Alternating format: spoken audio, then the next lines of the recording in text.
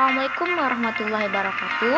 Perkenalkan, nama saya Diovidita dari Universitas Sriwijaya, Prodi Pendidikan Bahasa dan Sastra Indonesia, kelas Palembang.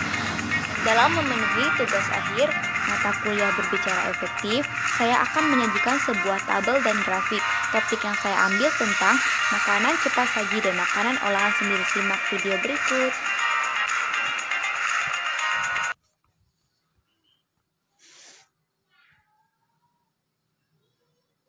Baiklah, di sini saya mengambil topik tentang makanan cepat saji dan olahan sendiri untuk mempresentasikan tabel dan grafik, yaitu yang pertama makanan cepat saji.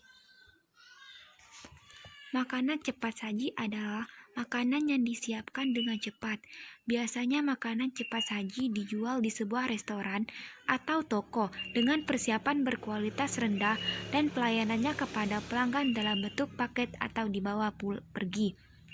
Makanan cepat saji dapat dikenal juga dengan sebutan makanan siap saji, tapi di era modern seperti ini, masyarakat sering menyebutnya fast food. Selanjutnya, kelebihan dan kekurangan dari makanan cepat saji. Kelebihannya yang pertama menghemat waktu, yang kedua menghemat biaya, yang ketiga meningkatkan nafsu makan, dan yang terakhir menambah berat badan. Kekurangannya yang pertama menyebabkan kanker, yang kedua menyebabkan obesitas, yang ketiga kerusakan hati, dan yang terakhir radang dinding lambung.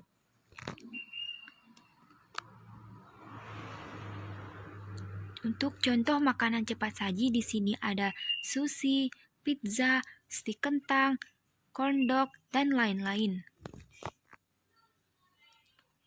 Untuk makanan olahan sendiri, makanan olahan adalah makanan yang diproduksi dengan mengubah bentuk dan rasa dari bahan asli untuk alasan kepraktikan dan keawetan, atau makanan yang tidak memiliki banyak penyedap, dan kita tahu bagaimana cara proses pembuatannya.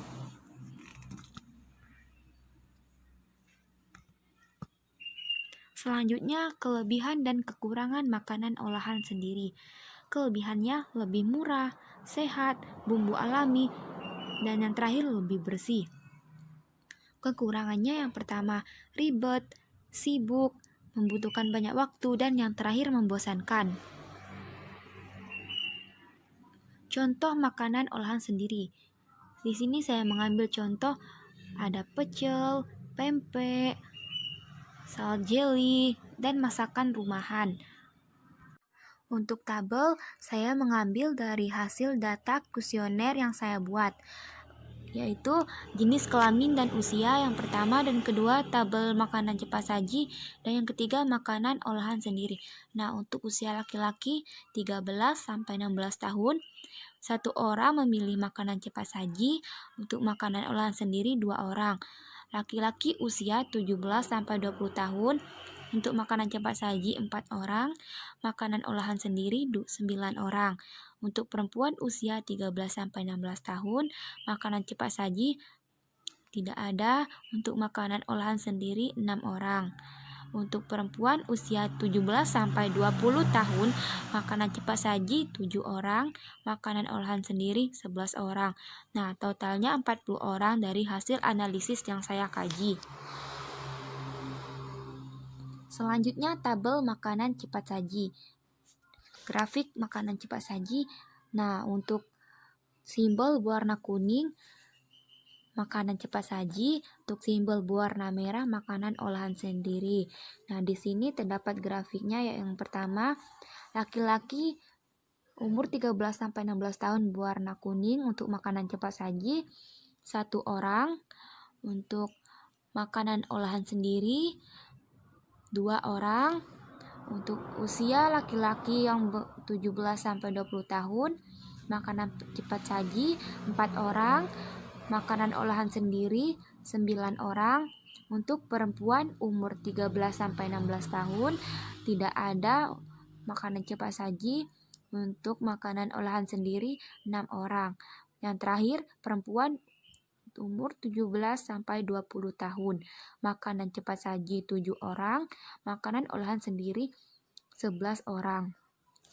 Sangat jelas di sini hasilnya Dari analisis data yang saya buat, ternyata lebih banyak memilih makanan olahan sendiri. Karena sudah jelas tadi banyak manfaat dari makanan olahan sendiri. Baiklah, inilah hasil dari presentasi saya. Saya akhiri. Wabillahi taufiq wal hidayah. Wassalamualaikum warahmatullahi wabarakatuh. Baiklah, inilah hasil dari presentasi saya. Mohon maaf apabila ada salah kata. Saya akhiri. Wabillahi taufiq wal hidayah. Wassalamualaikum warahmatullahi wabarakatuh.